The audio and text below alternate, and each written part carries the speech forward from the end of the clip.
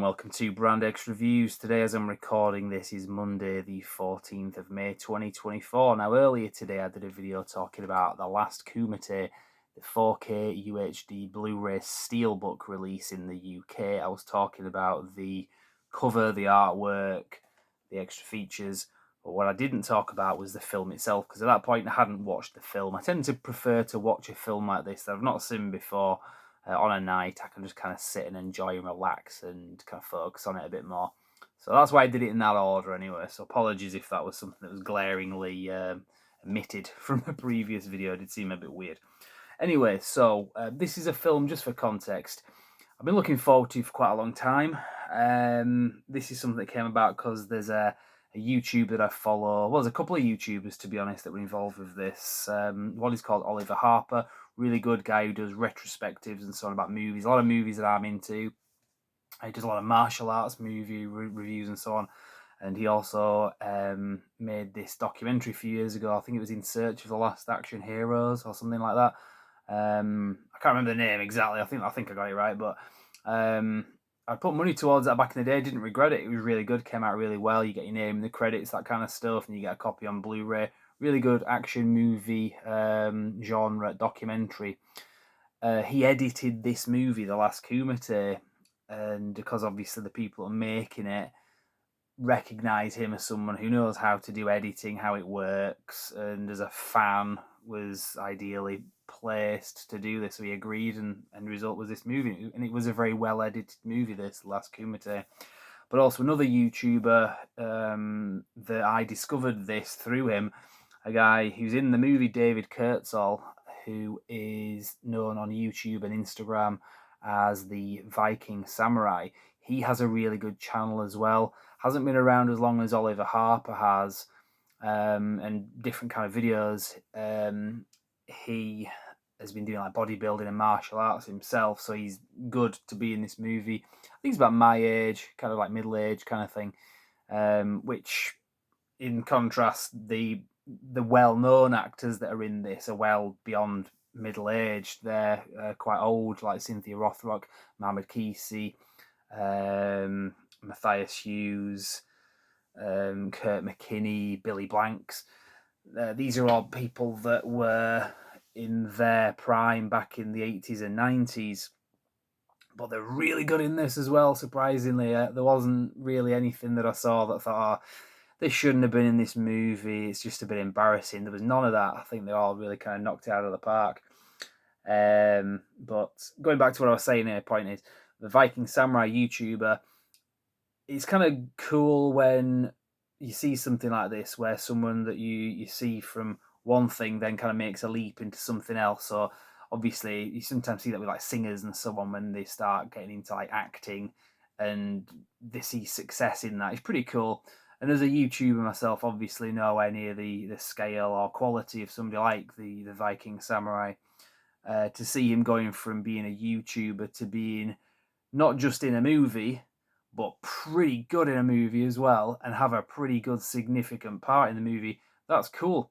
I was kind of expecting more. I remember quite a few years ago, well, there's a YouTuber, pretty good YouTuber, a fitness guy called Scott Herman Fitness. Well, he's called Scott Herman, as a fitness channel. He's not in this movie, but he, I think, was in at least one movie that I saw, and it was a very small part, which is a bit of a shame. It's kind of cool, but it was a very small part, and it would have been kind of cool to see him in a more significant role.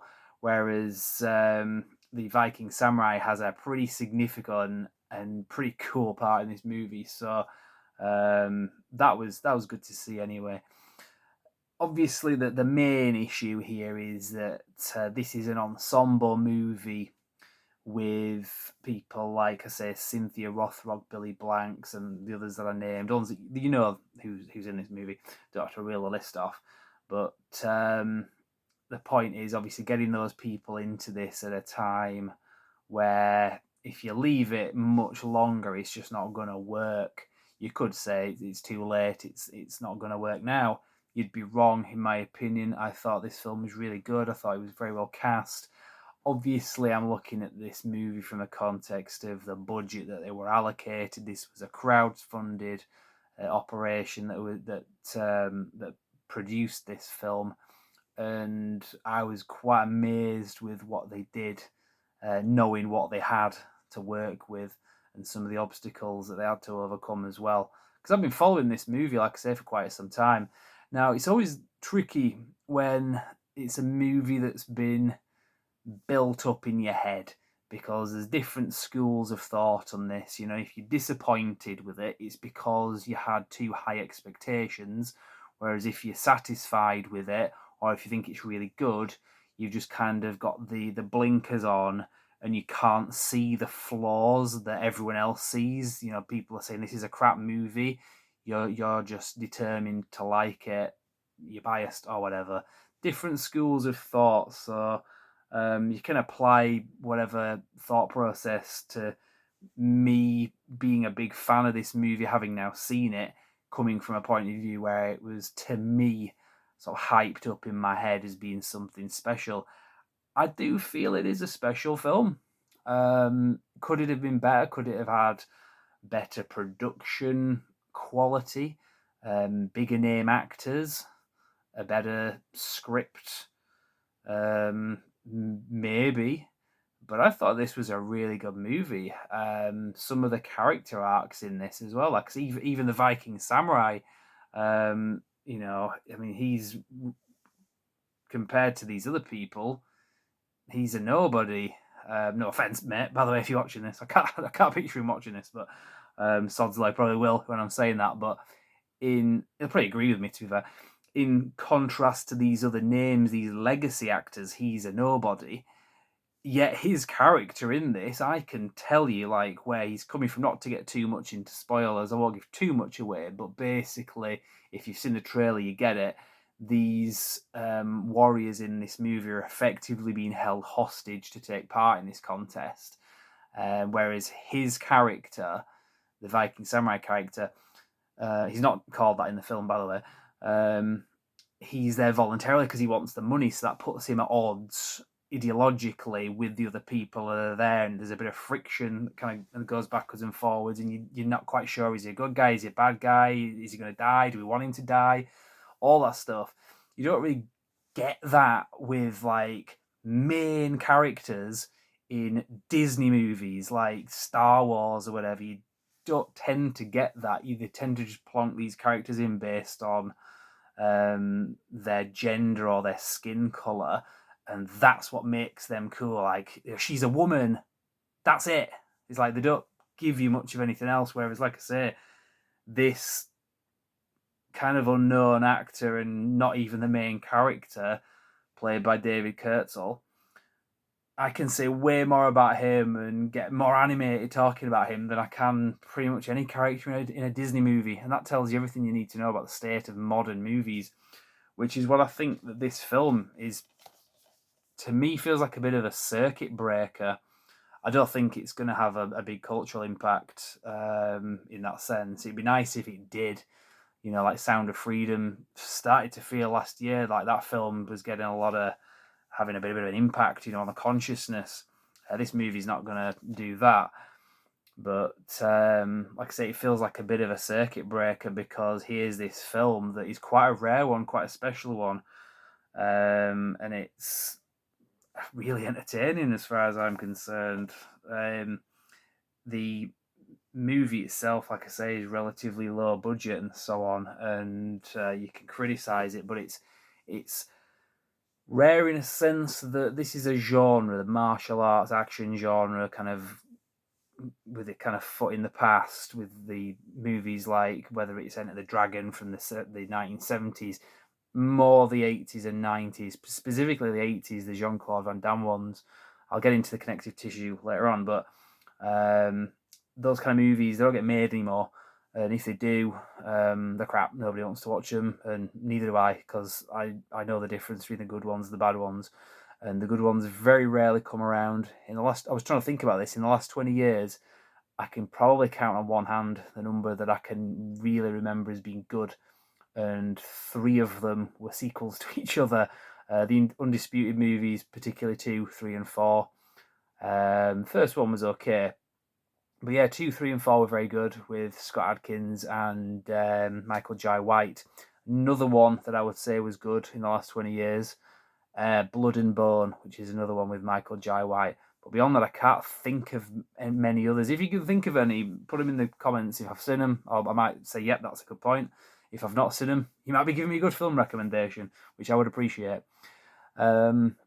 So going back to what I was saying about the connective tissue with some of the specific films, so not just the genre in general, but some of the specific nods in this. The obvious ones that if you know anything about this film, you'll be aware of this.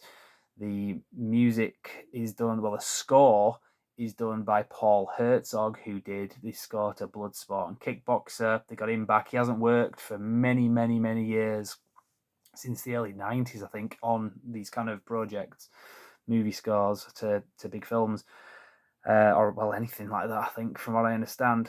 And Stan Bush as well, pretty good singer. I've been listening to some of his albums recently, going back, and yeah, pretty good.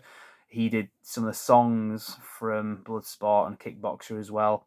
And didn't he do The Touch? I think it was, I'd not seen it, but the animated Transformers movie from the 80s.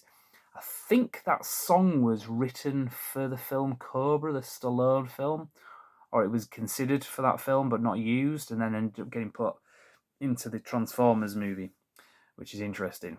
But yeah, Stan Bush, he's got a very distinctive voice, and with that and the score, very clear nods to Bloodsport and Kickbox, and obviously all the actors and so on that are in this as well. They have some really good moments. I would say Billy Blanks was the standout in terms of the legacy actors that are in this. I don't know if that was just because what Billy Blanks did because he was the best, or whether or not he was given the best stuff to work with. I think he was given some of the best stuff to work with. Cynthia Rothrock, I'm a bigger fan of hers than Billy Blanks, just in that she did more films, basically. I think that's my reason why, anyway. But she didn't have as big of a role in this. I think she comes into it about 45 minutes in, something like that. But you get quality, not quantity, from her in this. And this, I won't spoil it, but there's some good moments. Obviously, you're expecting every legacy martial arts actor in this to have at least one kick-ass moment.